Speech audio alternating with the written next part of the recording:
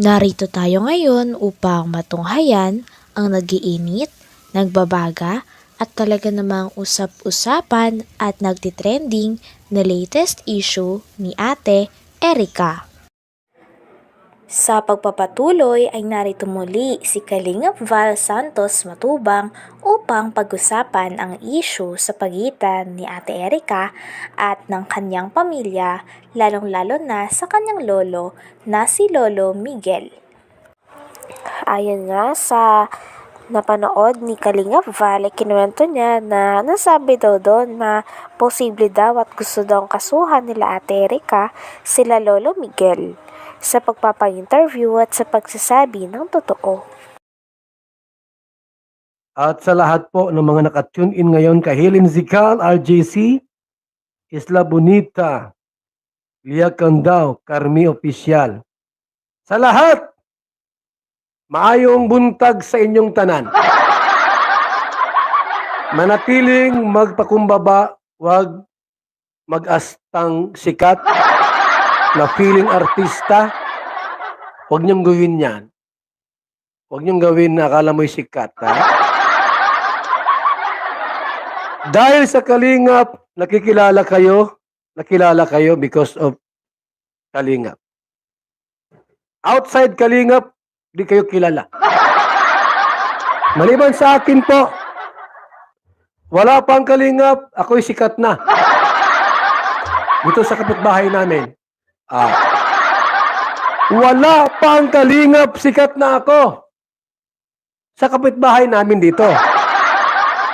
Bakit? Inaaway ko sila ay. Di naman. Sa barangay dito, sikat din ako. Kay Kapitan. At dyan sa barangay Mangkamagong. Kay na Erika. Tutulungan ko sila sa abot po ng ating makakaya. Dito po sa video ni Bupil Vlog ay binanggit din po ni Ate Gina na si Lolo Miguel kakasuhan din nila. Hindi pala. Isumbong kay Tulpo. Huwag ka na kay Tulpo. Mga matanda na yon. Yung panganay, 80 na edad. Si Rapi, 60 plus na ata ito na. Mga 70 na. Dito na po kayo kay Val Santos Matubang. Kung may reklamo kayo sa inyong kapitan, barangay, mga pulis, mga politika, bukas ang aking kamay para tanggapin kayo. Libreng serbisyo. Ano mang problema ninyo? Problema sa asawa? Bahala kayo. Problema sa kwarta? Bahala kayo. Dito nga ay sinasabi ni Kalingap Val na palagi siyang nandyan bilang lingkod nila kapag may mga away tungkol dito sa mga lupa at hindi pagkakaintindihan ay pwede rin talaga lumapit kay Kalingap Val. Kaya naman ready nga siyang solusyonan ang away ni Ate Erika at sa pagitan ng kanyang buong pamilya at lolo't lola na nag-alaga at nagpalaki sa kanya. Dito na po kayo kay Val Santos Matubang. Kung may reklamo kayo sa inyong kapitan, barangay, mga pulis, mga politika, bukas ang aking kamay para tanggapin kayo. Libreng serbisyo. Ano mang problema ninyo? Problema sa asawa? Bahala kayo. Problema sa kwarta? Bahala kayo. Ang problema po sa tungkol sa ganyang awayan, lupa, nandito po ang inyong abang lingkod, Val Santos Matubang. Ate Gina, hintay mo ako dyan at pupuntahan kita, magbihis ka, maligo, magpabango. Ito pabango, wala lang laman mga kaibigan, no? Wala na akong pabango, baka mayroon dyan mga ekstrang pabango dyan. Baka naman po, yung mga ating mga nasa abroad dyan, baka naman may pabango kayo diyang sobra-sobra. Wala na akong pabango mga kaibigan. Naubos na yung pabango ko. Ay, good morning muna sa ating lahat. Shout out. Hello kay Laila Guerrero TV, Api Dorado, Bobby TV 143, Power 14, and Nilma Silva TV. Saan pwedeng dumaan? Ate Gina, papunta sa bahay mo. Sa likod, sa tagiliran, sa bubong o sa harap. Yung walang makakita sa akin pagpunta dyan kasi baka maraming chismosa dyan ay. Yung mga kapitbahay mo, puro marites. Baka pagpunta ko ay, baka sabihin, magjowa tayo. Saan pwede magdaan kaya? Mayroon ba dyang underground, yung parang kuwiba na pwedeng paglusot ay bahay muna, kwarto muna? Maraming marites dyan sa lugar nindo. Baka makita ako. Baka sabihin, magjowa tayo. Baka isipin, niligawan ko si Erika. Huwag naman ganun, no? Ayoko nang ganyan po na maraming chismosa sa barangay. Kap! Talagang sa mga usapan na awayan ay sabi nga ni Kalingap Val ay dapat siya ang dapat tawagan.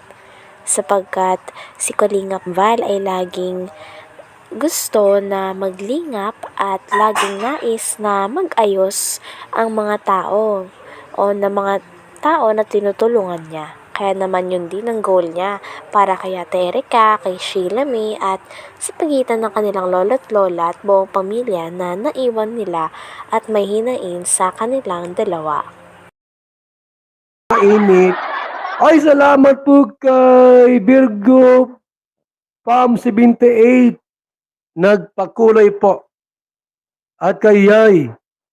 Thank you so much, Yay, sa pakulay. Yan, nagkaroon ng liwanag po ang ating live, mga kaibigan. Salamat po sa mga nagpakulay at magpapakulay pa po ngayong umaga. Galing kami ng feeding program po diyan sa may eskwelahan. 40 bata po ang pinakain natin. Shout out kay Ate Christy, ang walang sawang tumutulong sa programa natin. Maraming salamat po. Sapagkat nandyan kayo palagi. Tulad niyan po, diyan sa may Naga City, Kamsor pala, ha? Barangay Unahan ng Kanaman.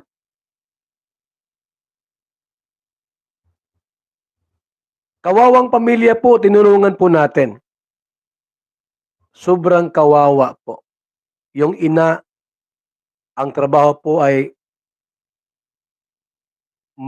maggagawa ng pawid. Piso isa. Isang pawid. Piso ang isa. Kasi hindi man yun sa kanya. Lang siya. Nakikitrabaho lang. 100 pawid, 100 piso. Kaya sabi sa akin kahapon, sabi ko, Nay, nakailang, nakamagkano na po kayong kita? Wala pang 50, Kuya Bal. Ganun kahirap ang kanilang sitwasyon. Tutulong tayo sa abot ng ating makakaya. Tutulungan po natin sila. Sapagkat sila po ay mga karapat-dapat tulungan. Tulad ni Gina, ay ni Erika. Ang reklamo niya po, binablog daw po ni Kalinga Prab at ni Singkong Duling, hindi binibigyan. Alamin natin po ang buong katotohanan. Dadali natin sa korte.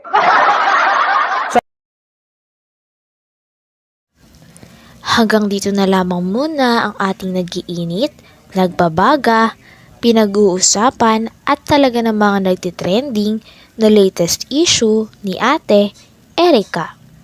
Maraming salamat sa inyong panunood. Hanggang sa muli. Bye!